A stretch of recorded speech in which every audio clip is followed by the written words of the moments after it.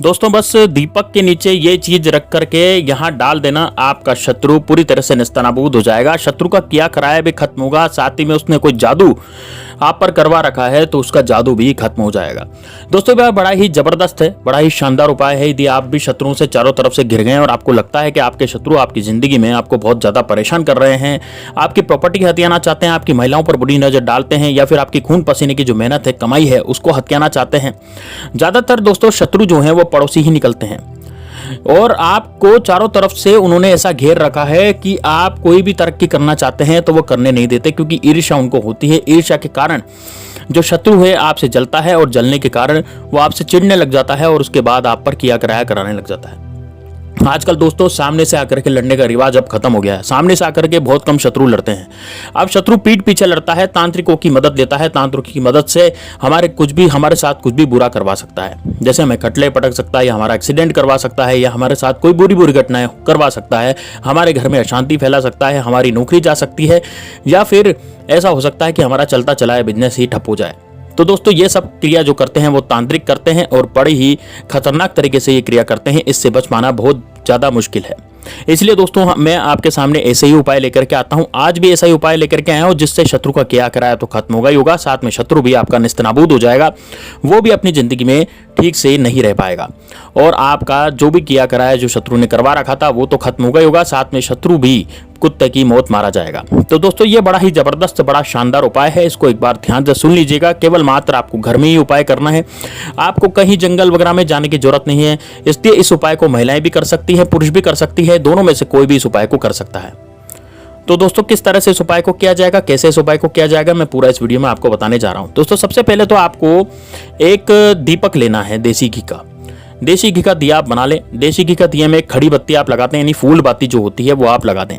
अब दोस्तों देखिए सबसे पहले आपको है ना करना क्या है, मैं आपको पूरा बताने जा रहा हूं प्रोसेस, इसलिए वीडियो को लास्ट तक जरूर देखिएगा। दोस्तों इस वीडियो को लाइक जरूर कर दीजिएगा, साथ ही में दोस्तों कमेंट में जय श्री राम हर हर महादेव जरूर लिखेगा, क्योंकि महादेव बाबा की कृपा होगी तो श्री राम भगवान आशीर्वाद देंगे और हनुमान जी की कृपा हमेशा आपके साथ रहेगी। दोस्तों देखिए हम जब सुबह सुबह झाड़ू निकालते हैं, अब इस प्रयोग को करना कब है, इस प्रयोग को करना है मंगलवार के दिन, मंगलवार और शनिवार, या तो मंगलवार को करेंगे या फिर शनिवार को करेंगे। यह प्रयोग बड़ा जबरदस्त है, बड़ा चमत्कारिक है, शत्रुनाश का एक अचूक उपाय, अचूक प्रयोग है जो आज तक किसी ने यूट्यूब पर आपको नहीं बताया होगा। तो दोस्तों देखिए हम सुबह सुबह जब झाड़ू निकालते हैं, जैसे मान लीजिए आप मंगलवार सुबह उठ गए, मंगलवार सुबह उठ के या शनिवार सुबह उठ गए, तो अब हम जब झाड़ू निकालते हैं सुबह सुबह या दिन में कभी भी जब भी हम झाड़ू निकालते हैं तो झाड़ू के साथ आपके पूरे कमरे या पूरे घर की जो रेत इकट्ठी होती है, पूरे जो कमरे का या फिर कोई भी कमरा हो आपका या फिर पूरा मकान हो, उसका आप झाड़ू निकालते हैं तो सभी कमरों की जो रेत इकट्ठी होती है झाड़ू निकालते समय, जो उसकी रफ़ी या फिर उसको धूला भी बोलते हैं हम, है ना, धूल जो इकट्ठी होती है उसे एकत्रित कर लें। उसे बाहर नहीं फेंकना है आपको, उसको एकत्रित कर लें। एकत्रित करने के बाद एक ऐसा कमरा चुने जहां पर कोई आता जाता नहीं हो, मतलब कि या तो ऐसा कमरा चुन लें जहां कोई आता जाता नहीं हो, या फिर किसी एकांत जगह पर आपको ये रेत इकट्ठी करनी है। इस रेत को इकट्ठा करने के बाद दोस्तों ये उपाय मंगलवार और शनिवार को ही करना है, ध्यान दीजिएगा। आप इसको बुधवार को भी कर सकते हैं, यदि आप बुधवार को करना चाहते हैं। बुधवार भी एक ऐसा दिन है जब इस उपाय को किया जा सकता है, लेकिन मंगलवार शनिवार को किया गया उपाय बड़ा ही अचूक होता है। तो दोस्तों अब आप इस रेत को इकट्ठा करेंगे। इस रेत को इकट्ठा करके आपके घर में जो थोड़े से चावल पड़े हैं तो चावल इस रेत पर डाल देंगे। थोड़े से, ज्यादा नहीं लेने आपको चावल, थोड़े से लेने, है ना, ताकि उस पर हम दिया रख सकें, ठीक है ना। तो ऐसे चावल आपको लेने हैं। अब आप इन चावलों को रख करके उस पर दोस्तों ध्यान रखिएगा, चावल जो है वो खंडित नहीं होने चाहिए। खंडित का मतलब ये हुआ अक्षय चावल होने चाहिए, मतलब कि आखे चावल, यानी पूरे चावल होने चाहिए। चावल जो है टूटे फूटे नहीं होने चाहिए, कट्टे फटे चावल काम में नहीं आएंगे। तो आपको थोड़े ही चावल लेने हैं, लेकिन पूरे लेने हैं, साबुत चावल आपको लेने हैं। और चावल को आप रेत पे रखेंगे। रेत के ऊपर आपको वो दिया रखना है देसी घी वाला, लेकिन उसमें बत्ती लंबी नहीं लगानी है आपको। बत्ती कौन सी लगानी है, फूल बत्ती, यानी खड़ी बत्ती आपको दिए के अंदर लगानी है। देसी घी का दिया आपको जलाना है।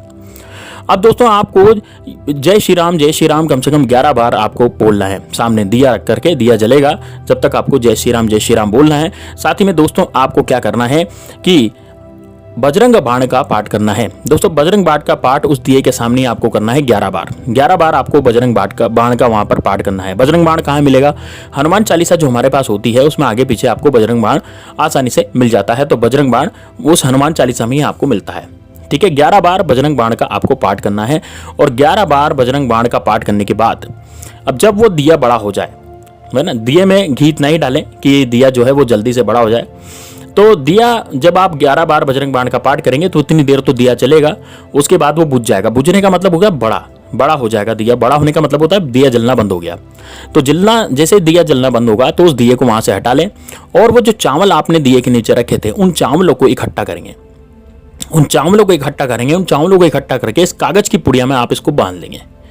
ठीक है, सारे चावल आप इकट्ठा कर लें। सारे चावल इकट्ठा करके कागज की पुड़िया में इसको बांध लेंगे। और कागज की पुड़िया में बांधने के बाद अब आपको जाना है किसी नजदीक के हनुमान मंदिर में। ठीक है, आपके घर के आसपास कोई हनुमान जी का मंदिर है नजदीक में तो आप वहां पर जा सकते हैं। ठीक है ना। तो नजदीक वाला जो भी आपके घर के सबसे नजदीक हनुमान मंदिर पड़ता है वहां पर आप जाएंगे। उसी समय जाएंगे, ये चावल इकट्ठा करके उस चावल को पुड़िया में रख लेंगे और उसी समय जाएंगे हनुमान मंदिर में, नजदीक के हनुमान मंदिर में। नजदीक के हनुमान मंदिर में जाकर के अब आपको क्या करना है, देखिए दोस्तों, इस पुड़िया को बांध के तो ले जाएंगे, आप जेब में रख लेंगे। लेकिन जब हनुमान मंदिर में जाएंगे तो हनुमान जी से प्रार्थना करेंगे, हाथ जोड़ेंगे, वहां पर तिलक लगाएंगे हनुमान जी का। और तिलक लगाने के बाद उनको ढोक देंगे और ढोक देने के बाद उनसे प्रार्थना करेंगे कि मेरे जितने भी शत्रु हैं, मेरे जितने भी दुश्मन हैं, उन सबका आप नाश करो। यदि आपका कोई स्पेसिफिक दुश्मन है, आपका कोई विशिष्ट दुश्मन है जिसका आप नाम जानते हैं तो आप उसका नाम भी वहां पर बोल सकते हैं। और यदि आपका कोई विशेष दुश्मन नहीं है तो फिर आप नाम नहीं बोल करके आप समस्त शत्रुओं के लिए आपके साथ जो जो अनहोनी घटनाएं हुई हैं वो सब आपको हनुमान जी महाराज को बतानी है। वहां पर आपकी सारी मनोकामनाएं जो वो बोलनी है कि आप क्या चाहते हैं, आप अपने दुश्मन के साथ क्या करना चाहते हैं, आप अपने दुश्मन को हटाना चाहते हैं, पीछे हटाना चाहते हैं, या फिर अपने दुश्मन से आप छुटकारा चाहते हैं। जो भी आप मनोकामना बोलेंगे वो आपकी वहां पर पूरी होगी।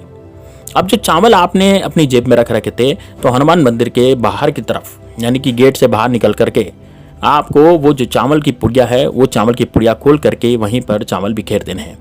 आपको एक बात का ध्यान रखना है, जब भी आप हनुमान जी के मंदिर जाएंगे तो आपको वहां से किसी भी तरह का कोई प्रसाद नहीं लाना है। किसी भी तरह का कोई भी आपको कोई प्रसाद देता है तो आपको वो नहीं लाना है। और वो जो चावल हैं आपको हनुमान जी के मंदिर के बाहर ही रख करके आ जाने हैं।